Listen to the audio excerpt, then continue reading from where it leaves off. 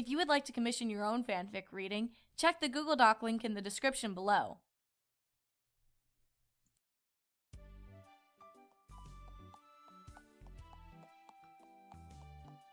It was a perfectly ordinary sunny day in the town of Ponyville. The humble pony folk were out and about tending to their daily business, and life couldn't be more quaint. Twilight Sparkle walked with a spring in her step back home to Friendship Castle. She had just received a new authentic book on conjuration spells, and... Hello?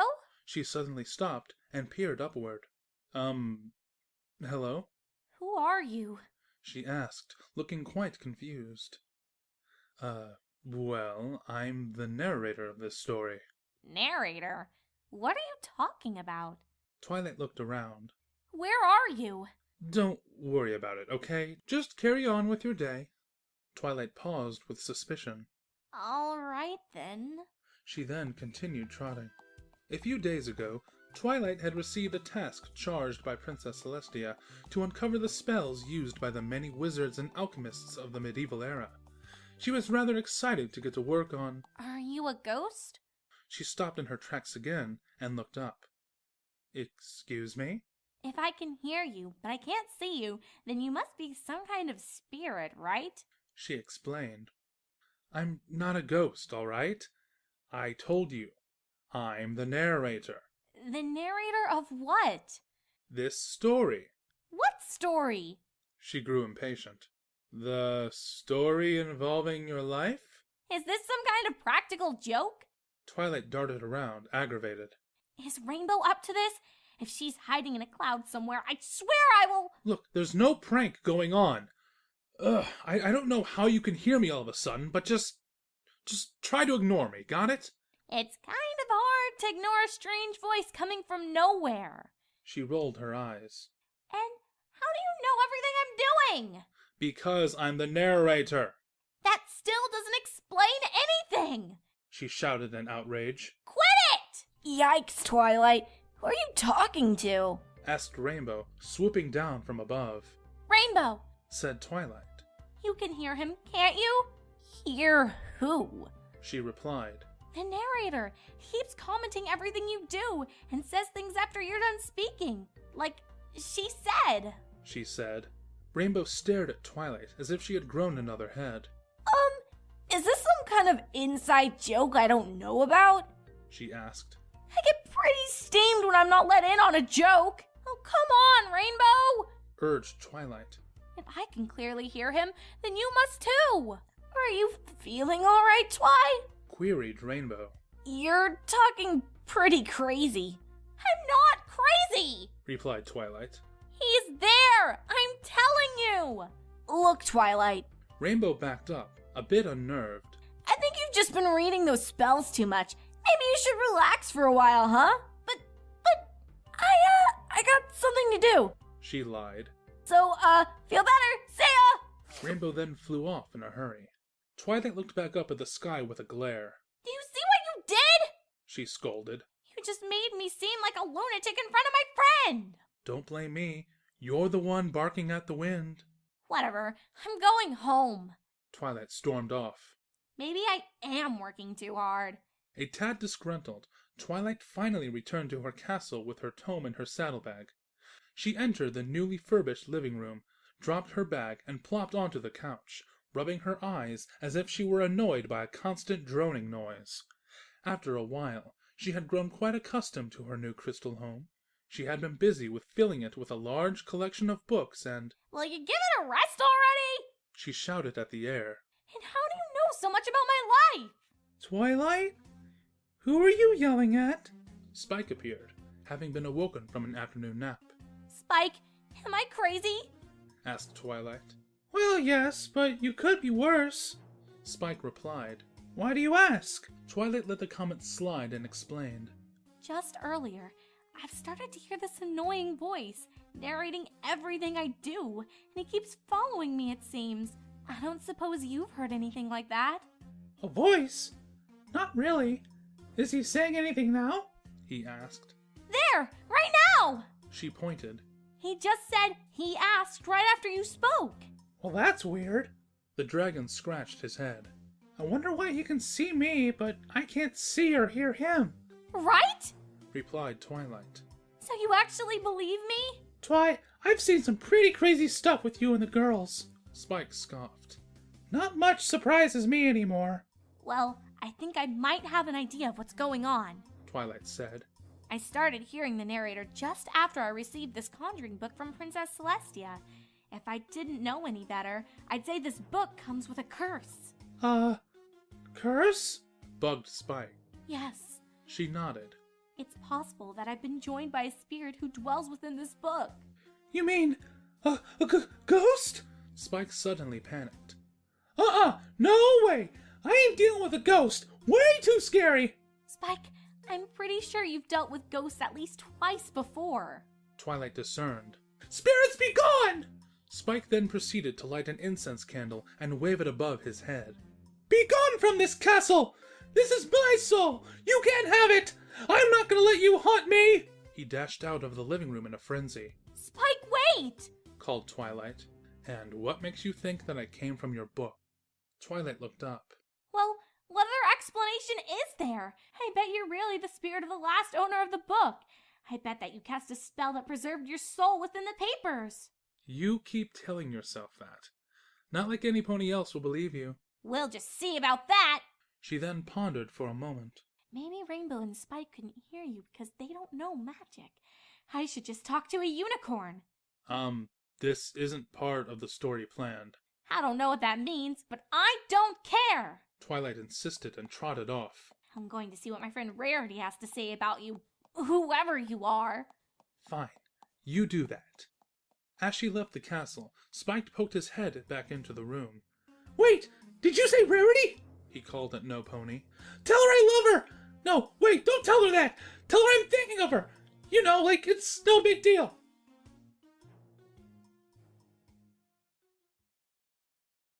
Twilight made her way over to Carousel Boutique in an urgent pace. Upon arrival, she knocked at the door with her large, meaty hooves. What did you just say? She glared. Oh, sorry. Too much fun at your expense? You know darn well my hooves aren't meaty. Twilight, were you speaking just now? Came Rarity's voice as she opened the door. Oh, Rarity! Said Twilight. There's something I need to ask you about. Have you been hearing any strange voices lately? Whatever do you mean? Asked Rarity. You know, some unseen pony narrating every move you make, every word you say? She urged. Good heavens, Twilight! Gasped Rarity, looking around past her friend. Is this some pony stalking you? Show yourself, you scoundrel! I will not let you hound my friend! Well, that's not entirely false. Twilight scratched her mane. But I don't think there's any pony physically following me. Well then, what's going on, dear? My theory is that there's some kind of magic spirit that can see everything we do. Twilight explained. And only unicorns can pick up his voice. I was hoping that you'd be able to hear him too. I'm sorry, Twilight, but I've never heard anything of the sort. Rarity then looked a bit embarrassed. Oh, perhaps I'm just not that good at magic as you are to understand. Twilight pondered. Maybe you just need to hone in on my magic aura. Do you mind if I come in? Not at all. Rarity allowed her friend inside and had her sit on the couch in the lounge. Why don't I get you some tea? She offered. This seems awfully perplexing. You have no idea, Twilight said.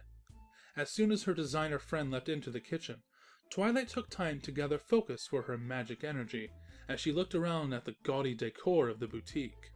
Hey, Rarity's home isn't gaudy, she sneered. You really shouldn't insult ponies who can't hear you.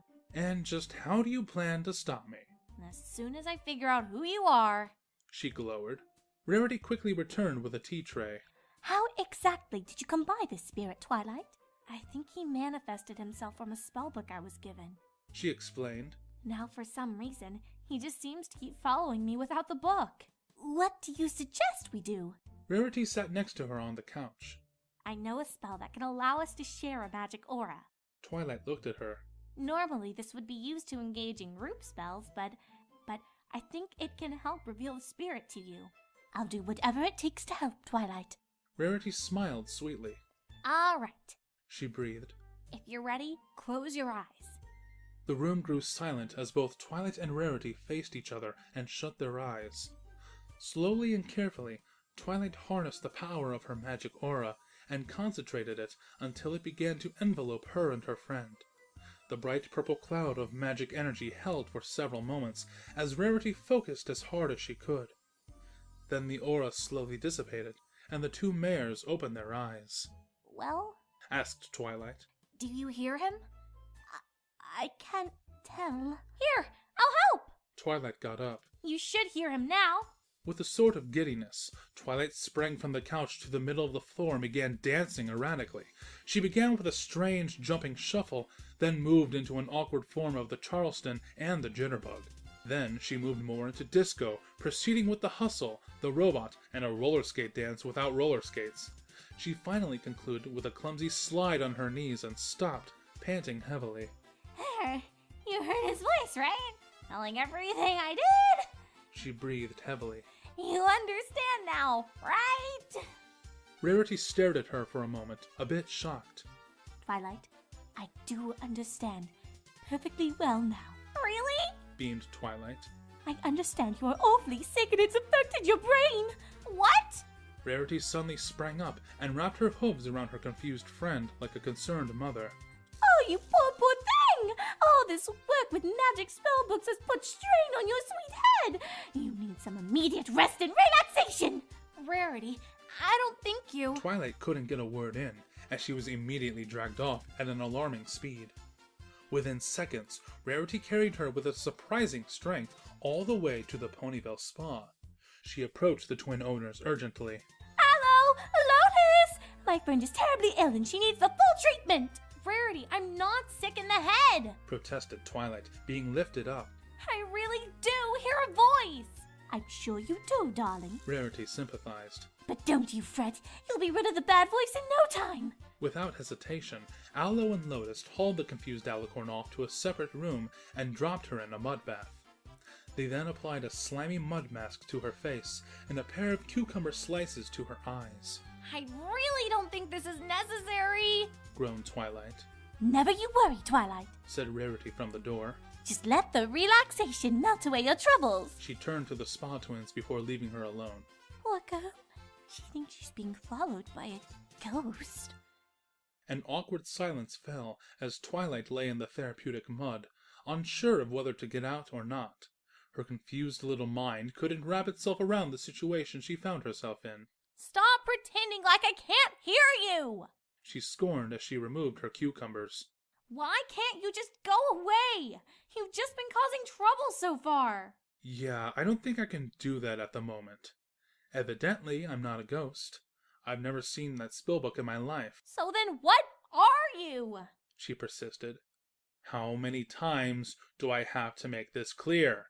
I'm the narrator. Ugh! Twilight slumped back in the bath, aggravated. Then she considered something. Maybe you really are just in my head. Maybe you're just a figment of my imagination. Could be, although I assure you I am quite real. Real or not, I'm not having an invisible pony narrating me all my life. Twilight grumbled. Who says I'm a pony? I could be a griffin, or a dragon, or a minotaur, or a cow, or some kind of species that you can't even imagine. There are more possibilities than I can count on my hooves. Hooves? So you are a pony! Shut up! That's when a conniving smile crossed Twilight's face. Say, you're a male, aren't you? Duh. Do I sound like a filly to you? Would you say that you would be kind enough to give a lady her privacy? She asked knowingly. What are you talking about? Twilight then got up out of the mud and stood. If you don't mind, she said with a smug smile. I have to use the little filly's room and wash off this mask. You don't mind waiting out here, do you? Damn it! I'll be just a minute, she lied as she entered the mayor's bathroom by the baths. Oh, great. Alright, here we go. Gotta keep the magic alive. Stupid narrator, thinking he's so clever, following me like some kind of parasite. Twilight grumbled as she stood at the sink to splash water on her face. What the... Ah! Are you Listen here, princess. You can't keep me from doing my job. I'll follow you to the ends of Equestria if I have to. So why don't you just try to deal with it for Celestia's sake? Wait a minute. Twilight gained an idea. Princess Celestia! If any pony can help dispel this whole thing, it's her. She's the one who gave me the conjuring book in the first place. Where are you going with this? To Canterlot, that's where! She smiled determinedly and prepared to leave the spa. Some pony as powerful as Princess Celestia must be powerful enough to believe you're real. And if she doesn't, well, here's mud in your eye. You know, you may be a narrator, but you should probably leave the puns alone. Fair enough.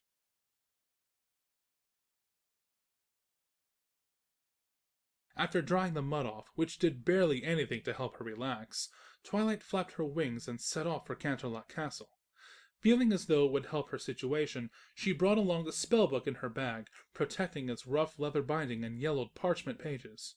She finally arrived at the pristine castle after nearly clumsily flying into a zeppelin along the way. Hey, cut it out! She scolded. Well, it's true. Twilight entered the castle and walked through its hollowed corridors until finding the graceful Sun Princess relaxing in the lounge, reading with a cup of tea. Why, hello, Twilight. Greeted Celestia, putting down her copy of the Cloudsdale Underground. I assume you enjoyed that conjuring book I sent you. Actually, Princess Celestia, Said Twilight, scratching her head. that's kind of what I wanted to talk to you about. Do you happen to know who owned the book last? Celestia pondered for a moment. I believe it was written by Starswirl the Bearded many centuries ago. She said. But I think he left it unfinished and it became long forgotten.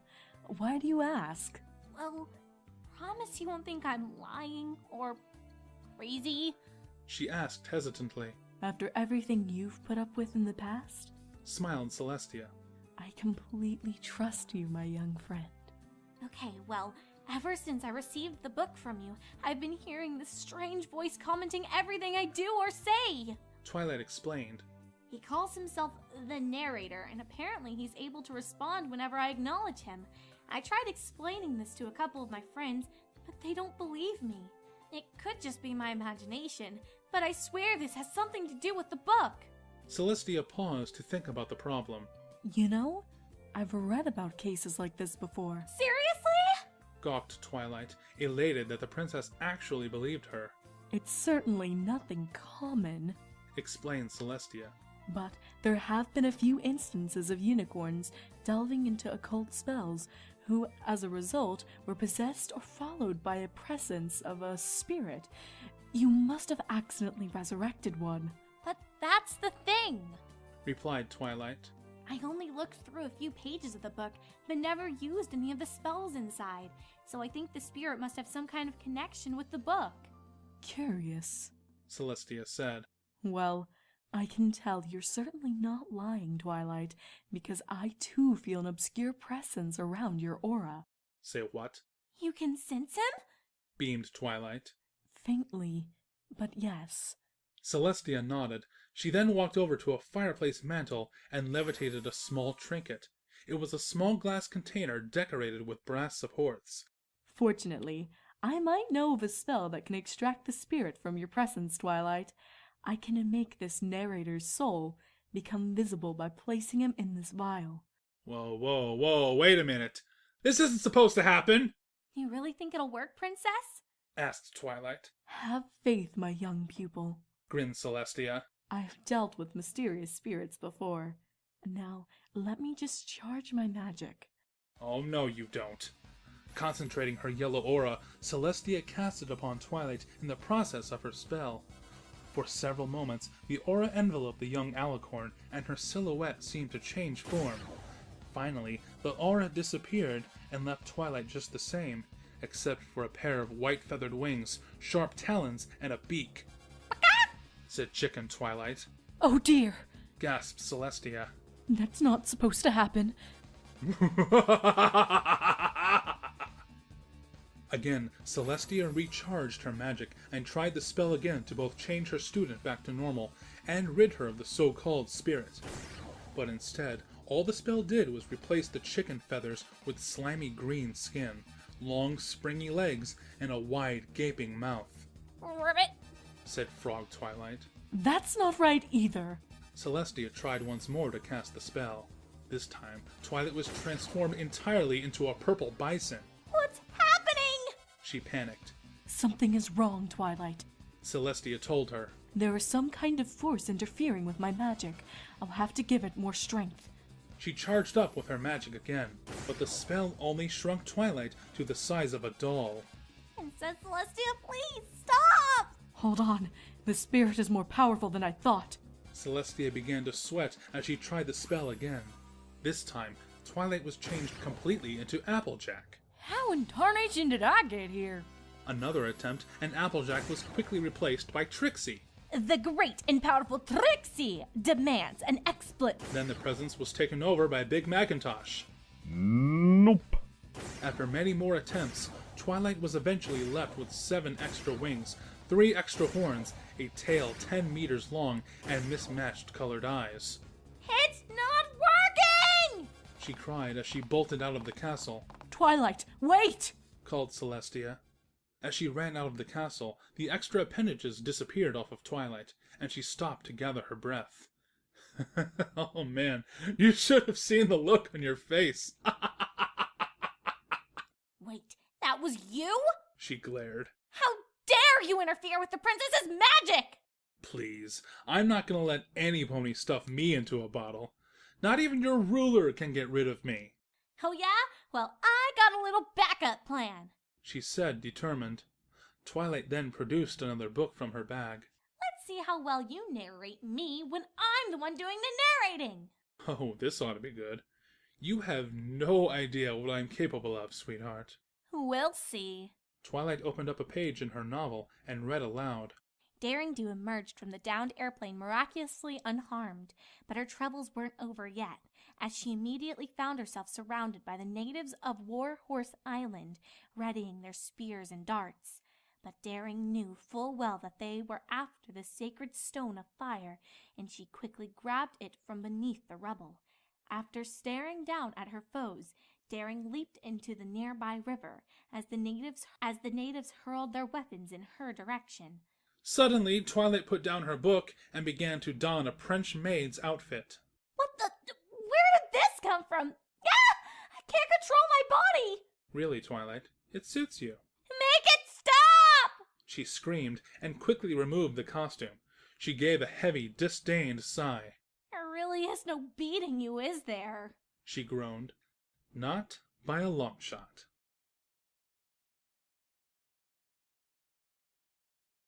Ever more disgruntled, Twilight sat with her head hung low on a table at Sugar Cube Corner. Usually, a vanilla hayshake with cookie crumbles was enough to cheer her up after a hectic day. But somehow, it wasn't doing the trick this time. Gee, I wonder why. She sulked. Hey, Twilight! Said Pinkie from behind the counter. Who you talking to? I'm not even gonna bother explaining. Twilight groaned. Oh, wait! You mean the narrator ghost in your head? The pink pony jumped. Yeah. Call me crazy and get it all out of your system. She replied. Oh, don't worry, Twi. I don't think you're crazy. Pinkie joined her. In fact, I hear him too. Twilight beamed. You do? Seriously? Yeah, he narrates everything I say and do as well. Pinkie said. Pinkie, that's such a relief. Grinned Twilight. And I thought I was the only one. It must be your Pinkie senses or something. Twilight, please. He's trying to say something to me. Urged Pinkie. Oh, sorry? A pause was left as Pinkie looked up and nodded in, listening. Yeah? Uh-huh. Oh, really? Oh, he did not. That is so true. They all really do look like that. Pinkie? He's not saying anything to you. Twilight discerned. Shh! Twilight! Glared Pinkie. I really wish you wouldn't interrupt. It's hard enough to understand him with his French accent. French accent?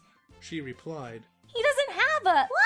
Quiet! Pinkie then talked to the air. I'm sorry, Jack. Some ponies can be so rude. It was then that Twilight realized that the goofy pink mare was not on the same level as her. With a heavy sigh, Twilight placed money on the table and left the baker in her own little world. You know, I'm glad you finally settled down, Jock. Said Pinkie. You seem much happier now with your husband. Twilight muttered to herself as she stepped outside. Qu'est-ce que c'est, Mademoiselle Sparkle? Oh, stop it! I know she can't hear you. She stomped her big mannish hoof in a hissy fit. All right, that's it. Shut up! I don't care who you are or why you're in my head, but just go away! I don't want to hear your stupid, annoying voice anymore. All you've done is cause me trouble and embarrassment. You're just a nuisance. Please just do me one kind favor and get out! I don't want you. I don't need you. No pony needs you! Well, okay then. If that's how you really feel. Wait a minute. That was too much. I didn't want to sound mean. I just... No. I hear what you're saying. I've overstayed my welcome, and you deserve your space. I'll just go. Narrator, I didn't mean to hurt your feelings. Narrator? Are you there? Hello? Oh, dear. Twilight, are you all right? Oh, hey, Fluttershy.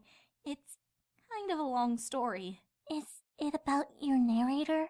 So you've heard about it too, huh? You probably think I'm nuts as well. Not at all, Twilight. I may not understand it all too well, but I can try my best to. What's wrong? You look awfully distraught. Is the narrator saying something now? Well, that's just it.